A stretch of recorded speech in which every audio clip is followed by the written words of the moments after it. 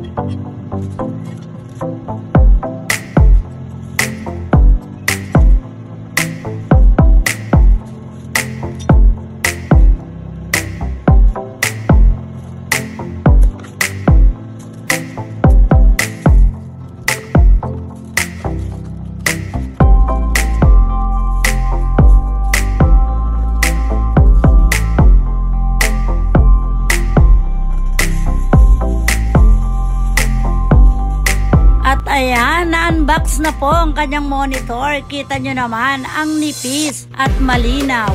Naliliitan po kasi siya sa kanyang laptop. Kaya naman, feeling niya ay nakakalabo ng mata. Kaya bumili po siya ng mas malaki. At ayan na po ang kanyang setup ngayon. Naka-dual screen na siya.